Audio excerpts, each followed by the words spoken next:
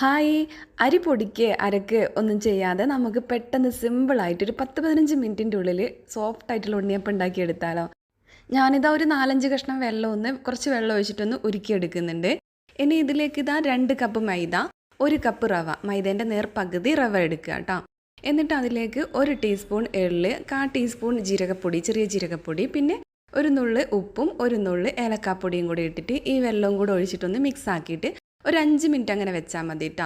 എന്നിട്ടിതാ നമ്മുടെ അപ്പം ചുടുന്ന ചട്ടിയിലേക്ക് ഓയിൽ ഒഴിച്ചിട്ട് പിന്നെ വെളിച്ചെണ്ണയോ ഓയിലോ ഏതാണെന്ന് വെച്ചാൽ ഒഴിക്കുക കേട്ടോ.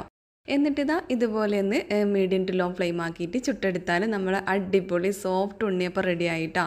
സിമ്പിളാണ്, നമുക്ക് അരി കുതിർത്തി അരക്കാനോ പൊടിക്കാനോ ഒന്നും നിൽക്കണ്ട. അതിനേക്കാളും നല്ല സോഫ്റ്റ് ആയിട്ടുള്ള അടിപൊളി ഉണ്ണിയപ്പമാണ് കേട്ടോ. അപ്പോൾ ഇതുപോലെ ട്രൈ ചെയ്ത് നോക്കിയിട്ടില്ലെങ്കിൽ ഒന്ന് ട്രൈ ആക്കി നോക്ക്. അപ്പോൾ വീഡിയോ ഇഷ്ടമായി നിങ്ങൾ ലൈക്കും കമൻറ്റും മറക്കരുത്. അടുത്ത നല്ലൊരു വീഡിയോ ആയിട്ട് വരുന്നവരേക്കും ബൈ.